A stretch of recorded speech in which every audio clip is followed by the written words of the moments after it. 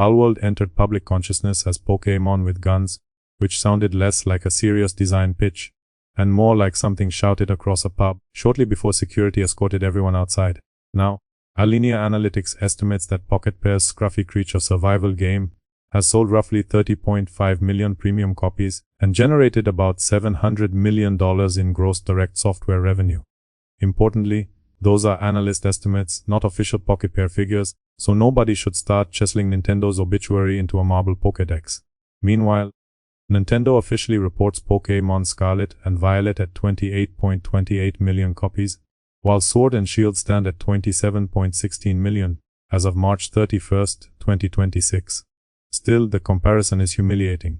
Somehow the supposed temporary meme may have outsold most individual mainline Pokémon releases, while expensive prestige projects fight for oxygen beside abandoned roadmaps and discounted deluxe editions. Worse, Palworld refused to die when social media ordered the funeral. Following version 1.0, Steam activity surged again, eventually reaching close to 1 million concurrent players during July. Elsewhere, Halo returned with one of gaming's strongest brands, then rebuilt its legendary campaign without proper competitive multiplayer. Naturally, that resembles reopening a famous steakhouse and announcing that customers may now enjoy the plates. Then, Marathon arrived, carrying Bungie's reputation, extraction shooter ambitions, and a reported development cost exceeding $200 million. Predictably, many players demonstrated complete mastery of extraction by locating the exit. Today, one question matters. How did a rough game built around armed cartoon animals expose the most expensive lie in modern gaming? Specifically, why are players rewarding clear fun while punishing corporate confusion? Ultimately, the villain is engagement-first management, where executives design a 5-year revenue forecast before anyone explains why a human being should care. Gamers pay more, receive less, and get told the missing fun is coming in next season's roadmap. Briefly, please like the video, subscribe to the channel, and support this operation. If watching corporate masterpieces lose their protective public relations bubble wrap provides even a flicker of joy, blame YouTube's algorithm, which needs constant reassurance, ritual sacrifice, and enough engagement to confirm that an actual person deliberately clicked this video. Right? Commercial humiliation resumed. First, Palworld works because its central fantasy can be understood before the trailer ends. Capture creatures, build a base, survive with friends, automate labor, explore dangerous regions, and occasionally hand military hardware to something resembling an escaped breakfast mascot. Version 1.0 dragged the supposedly dead game back toward the top of Steam, with July activity reportedly peaking around 956,000 concurrent players. Critics can fairly attack the uneven art direction, familiar creature designs, awkward construction tools, technical roughness, and adolescent shock humor. Yet, and those flaws make the wider industry look worse, because players knowingly accepted Palworld's mess, while rejecting cleaner products that lacked a convincing purpose. Essentially, customers saw an imperfect game and still wanted inside. Clear fantasy, clear audience, clear result. Compare that with Halo Campaign Evolved, a project blessed with nostalgia, iconic music, recognizable enemies, beloved weapons, and a premise requiring almost no explanation. Historically, Halo meant a powerful campaign, supported by cooperative chaos, and competitive multiplayer capable of ending friendships before lunch. Here, the remake arrived without proper player versus player multiplayer, because preserving the legacy apparently meant preserving only the half that fit the release schedule. SteamDB records an all-time peak of 25,376 concurrent players. However, that figure remains useful evidence of visible PC attention, when compared carefully, rather than weaponized like console war astrology. Circana engagement data showed a much stronger launch day on Xbox, where Halo ranked 4th among United States daily active users and reached about 8% of active Xbox players. Across Steam it ranked 14th, with roughly 2%, while PlayStation placed it 29th, with around 1%. Indeed, Xbox players showed up, because the name still carries emotional weight on its home platform. Unfortunately, that loyalty makes the missing competitive pillar and premium edition problems more irritating, not less. Customers supplied the devotion, while the launch supplied entitlement errors. Premium buyers paid $70 for up to 5 days of early access, only for some users to encounter crashes, login trouble, server issues, and access failures. Steam adopters even reported a launcher error that repeatedly opened the digital art book instead of the campaign. Imagine paying extra to fight the Covenant early, and receiving a compulsory museum tour from Microsoft's licensing department. Charging extra for early campaign access, before placing an online padlock on the entrance. Is ordinary access wearing a gold sticker? Operation Meteorite adds 3 prequel missions, set 1 year before combat evolved, following Master Chief and Sergeant Major Johnson aboard the Covenant research vessel, Triumph of Tolerance.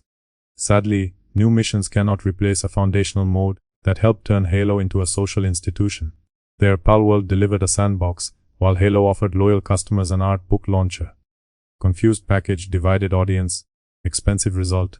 Next comes Marathon, where the embarrassment grows from a launch problem into a financial warning.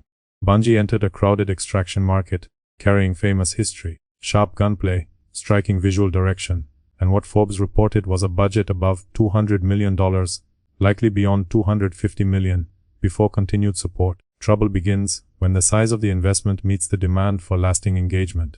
Marathon asks players to learn systems, risk equipment, follow updates, recruit friends, and reserve space in lives already occupied by established games.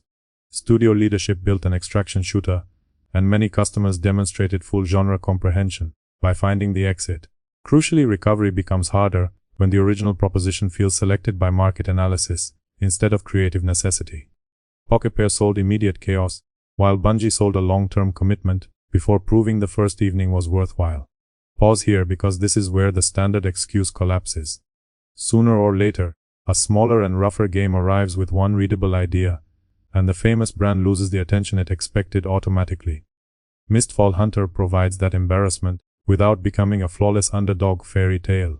Tracking shows an all-time peak of 44,472 concurrent players, above Halo's Steam peak, while its reviews remain mixed. GamesRadar described it as a dark fantasy extraction action role-playing game with strong Souls-like influence and too few ideas entirely its own. Notably, the game performs one basic task better than several expensive releases. It explains the fantasy. Enter a hostile zone, fight monsters and rival players, steal valuable loot, then escape, before greed converts your inventory into somebody else's property. People forgive rough edges when the promised experience arrives quickly. Conversely, polished confusion receives less mercy, because players sense when a product values future engagement above present enjoyment. Once again, the rough game communicates its fantasy faster than the expensive brand communicates its purpose. Beast of Reincarnation complicates the easy indie good, corporation bad sermon. Charts recorded an all-time peak of 15,001 concurrent players, alongside mixed reviews, during its opening days. Leaving the familiar monster-catching factory, Game Freak created a stranger one-person, one-dog action role-playing game, blending real-time movement with turn-based commands. Curiosity cannot repair weak design, but experimentation can create interest that another perfectly safe sequel never earns. And this is where the whole situation becomes frustrating, because the talent behind these expensive games is often visible, even when the purpose is not. Admittedly, Marathon deserves reluctant praise for its visual identity.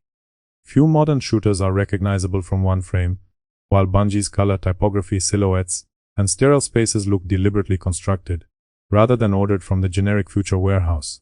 Frustratingly, the talent is visible, but the purpose is not. No serious criticism requires insulting the artists, programmers, performers, testers, or support staff who built these games. Management chooses the target. Developers receive the blame when the arrow lands inside a quarterly report. Fundamentally, Palworld did not expose the death of AAA gaming. Brand recognition creates awareness, but awareness no longer guarantees commitment. Budgets purchase graphical fidelity, celebrity voices, enormous worlds, advertising saturation, and cinematic trailers, where exhausted people whisper about destiny. Money cannot purchase desire, after the audience understands the offer and feels nothing. Immediate chaos came first. Halo offered cherished memories inside a narrower package, complicated by premium access nonsense. Marathon offered a costly long-term relationship in a market overflowing with needy partners. Hunter offered a derivative but readable fantasy. Reincarnation offered imperfect curiosity. Together, these projects reveal a painfully simple rule. Clear fun beats corporate confusion. Traditionally, publishers built memorable actions and marketed them afterward. Currently, many organizations construct monetization plans, retention targets, engagement funnels, edition charts, seasonal calendars, and roadmaps before discovering why anyone should care. Every presentation slide can be correct, while the finished product remains unnecessary. Each executive may understand the addressable market, while nobody addresses the person holding the controller. That is the expensive lie. Engagement-first management assumes players can be converted into recurring users before they become delighted customers. Companies demand loyalty before earning affection, then treat entertainment as a future reward, unlocked after onboarding, account creation, premium access, and several scheduled apologies. Consumers are not rejecting ambition, complexity, multiplayer, live service, or expensive production. They reject products that resemble obligations wearing entertainment's skin. Players tolerate bugs when laughter arrives. Audiences learn systems when curiosity survives. Communities return when games create stories rather than chores. Corporations call those choices unpredictable, because admitting the alternative would be professionally inconvenient. Maybe they simply preferred something else. Until management learns that lesson, every beloved franchise risks becoming another delivery system for retention targets. So, here is the answer promised at the beginning. Palworld won attention because it sold players a fantasy, while too many AAA projects sell them an obligation. Remember that drunken pub idea involving armed cartoon animals?